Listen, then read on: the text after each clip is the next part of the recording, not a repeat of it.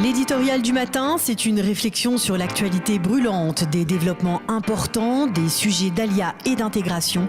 C'est tous les matins sur Studio Kalita.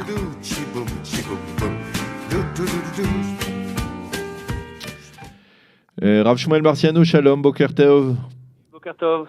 Alors, on avait prévu de se parler ce matin parce que la loi, cette fameuse loi sur ce que l'on appelle les marcolim en hébreu, c'est un terme qui désigne, on va dire, tous les petits supermarchés qui existent, qui sont nombreux en Israël, sur leur ouverture ou leur fermeture pendant le Shabbat, devait être voté ce matin à la Knesset. Finalement, la coalition gouvernementale semble ne pas avoir pour l'instant de majorité pour faire voter cette loi, et la loi sera, le vote de la loi devrait être reporté à la semaine prochaine, mais cela ne nous empêche pas d'essayer de comprendre un peu quelle est l'importance de cette loi.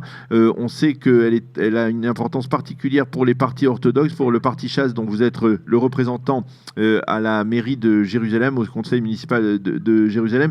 Qu'est-ce qu'elle signifie ? Parce qu'on a beaucoup parlé de ces lois au cours de ces dernières semaines. Il y a eu la loi, il y a eu le précédent de Tel Aviv, où on a vu qu'à Tel Aviv, la Cour suprême a autorisé l'ouverture de ces supérettes. Quelles sont les prérogatives, quels sont les pouvoirs que cette loi peut accorder au ministre de l'Intérieur, qui, par hasard ou pas par hasard, est le leader de votre parti, le parti Chasse, Aryeh Deri? Alors effectivement, donc c'est vrai que c'est un sujet qui est assez bouillant ces dernières semaines. En vérité, il y a deux parties dans le Chok HaMarcolim, qu'on appelle le Chok HaMarcolim, donc les supermarchés. Il y a deux parties. Il y a la partie religieuse et le partie sociale. Il faut savoir que beaucoup de gens qui ne respectent pas le Shabbat sont partis voir, et il me l'a dit à moi personnellement, le ministre de l'Intérieur, donc Aryeh Deri, qui sont venus le voir en disant « Faites passer cette loi, on ne veut pas que les magasins ouvrent Shabbat ».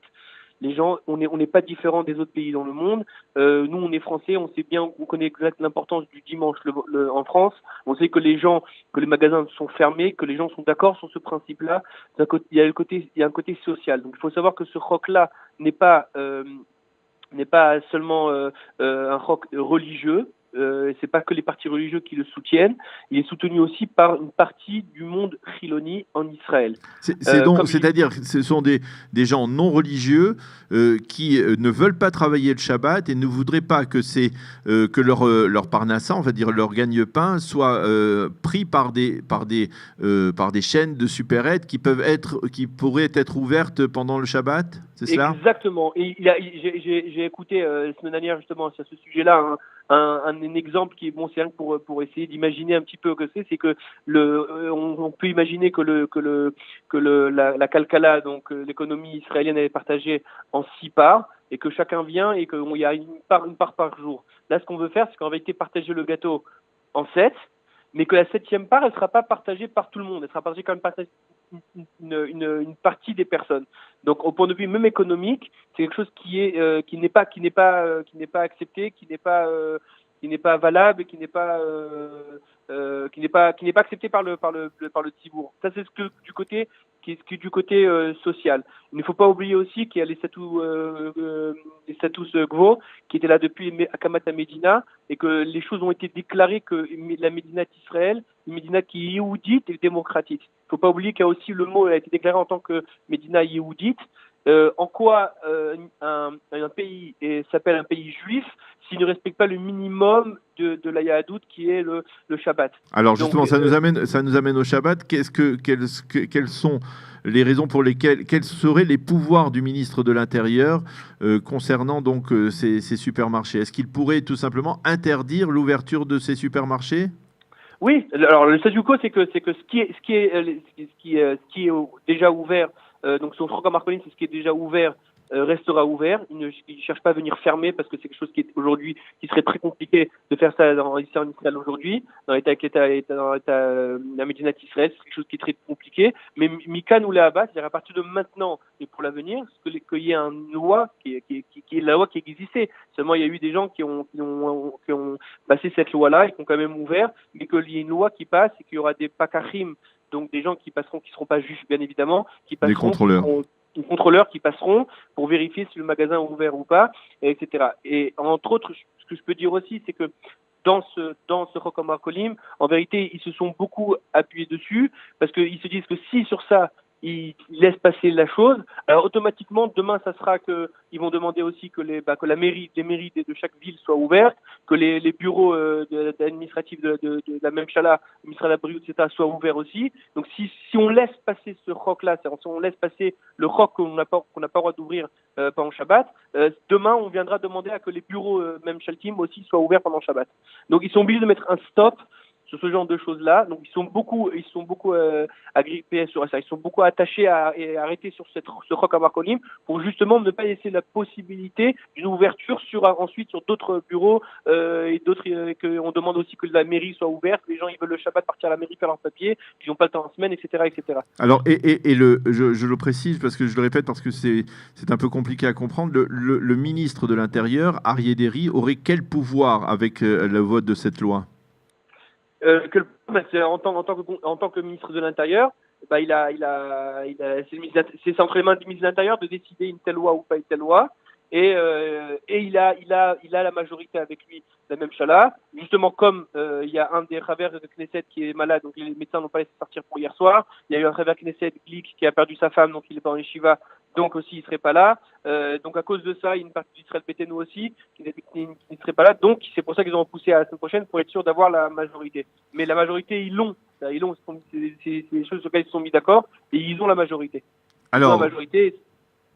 Alors, on a bien compris, Shmuel Marciano, donc l'importance pour vous de cette loi.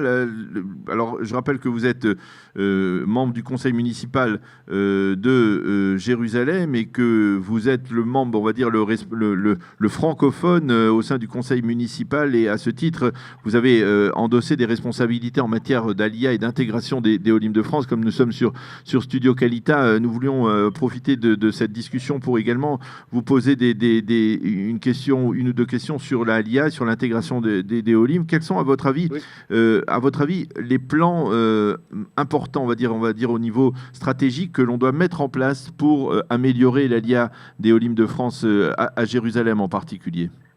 Alors, je vais parler déjà un peu plus d'un côté général. C'est ce que Meir Habib a fait, qui a obtenu, c'est l'équivalence des diplômes, le permis de conduire qu'on n'a pas besoin de refaire.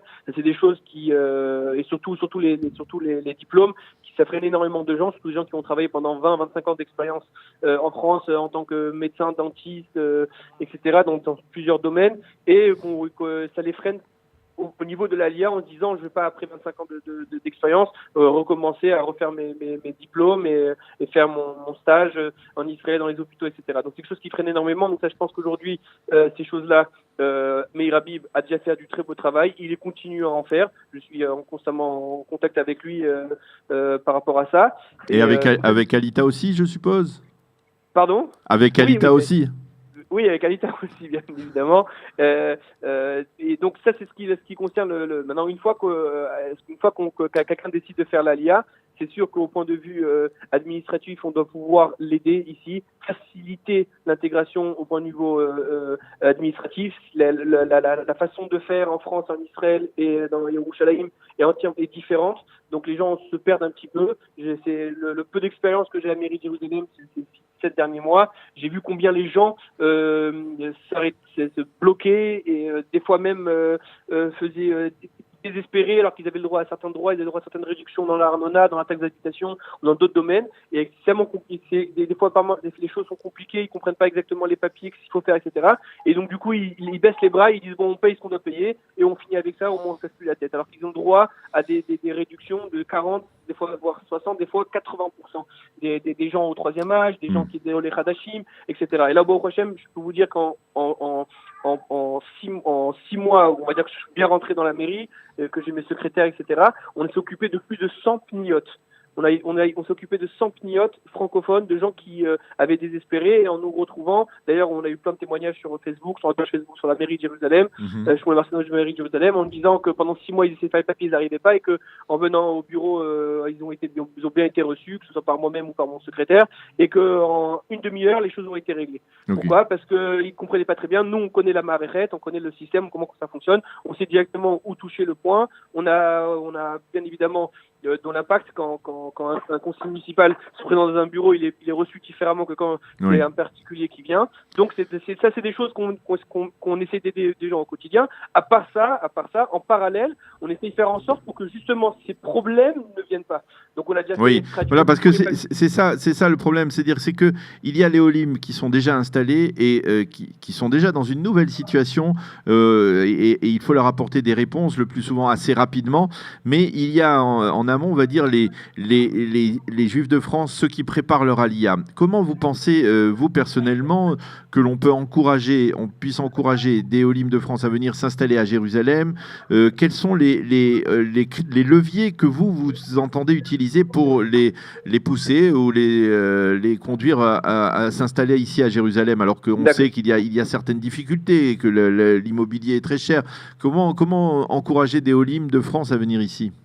Voilà. Alors, comme vous dites, qu'est-ce qu'il y a de particulier? D'abord, il faut savoir que si le taux de l'Aliyah a baissé ces dernières années, c'est pas parce que les gens veulent moins faire l'Aliyah ou parce que c'est plus difficile, c'est seulement parce que les années précédentes, il y a eu une Aliyah qui était exceptionnelle à cause de la vague de terroristes qu'il y a eu en France. Donc les gens sont montés des fois un peu sans réflexion. Donc c'est là, une fois puisque en ce moment c'est un peu plus calme, donc les gens réfléchissent plus avant de venir. Maintenant, une fois qu'ils décident de venir, pourquoi Yerushalayim serait aujourd'hui avantageux? D'abord parce que c'est la seule ville où il y a un conseiller municipal qui est francophone. Donc il y a dans chaque ville donc des conseillers, des gens qui sont là, qui peuvent représenter un petit peu, qui font le pont entre la mairie et les gens de la ville, les habitants de la ville. Mais un conseiller municipal à la mairie, ça pour l'instant il y a que à Jérusalem. Donc c'est quelque chose qui est un atout, c'est quelque chose, je pense, quelque chose qui est très positif et qui va pouvoir amener énormément de choses. Ce qui concerne l'habitation, c'est vrai que Yerushalayim, c'est une ville qui est très très chère. Les gens se découragent de venir à Yerushalayim parce que c'est très cher. Ils vendent des appartements, l'euro qui a baissé un petit peu par rapport à ce qui était il y a 10 ans. Donc ils doivent vendre, ils doivent acheter ici, c'est cher. Pour ça, si on peut, là je pense que je peux mentionner le conseiller municipal et adjoint au maire, monsieur Tmir Torjman, qui est en train de faire une ma'apecha, une révolution à Jérusalem, où il est en train de donner des ishurim à tort et à travers pour pouvoir faire ce qu'on appelle des projets de pinouille. Donc pinouille, c'est qu'on détruit des vieilles habitations dans un endroit et on reconstruit avec 3 fois plus d'appartements. Le Kablan le promoteur prend celui de soi de redonner une maison à chacun, bien évidemment plus grande, plus neuve, avec une khanaya, un parking, une cave, etc. Et il rajoute dessus 2 fois plus d'appartements qui vont être à la vente. Donc automatiquement, quand tous ces projets vont rentrer en vigueur, bien sûr dans les années à venir, parce que c'est des projets j'en suis témoin, parce que moi là où j'habite même, on est en plein projet de pinouille, et donc automatiquement ça va faire beaucoup plus de dirot d'appartements à Yerushalayim, et automatiquement ça quand il y a beaucoup de dirot, donc automatiquement les prix en tout cas stagnent au minimum si ça baisse pas.